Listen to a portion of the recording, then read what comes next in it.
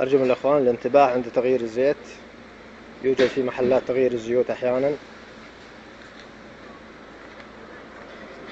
علبة مغلقة تماما ومحكومة الغلق زي كذا الآن، يجيك ويفتح لك العلبة كأنها جديدة، ما عندك أي مشكلة. لكن الانتباه إنك تطلع الغطاء اللي على هنا، سوف تلاحظ غطاء داخلي آخر، هذا هو يعني غش في غش.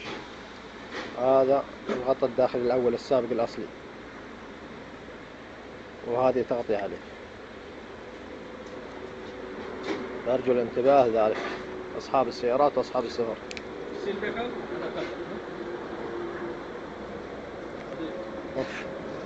هذا صاحب البنشر.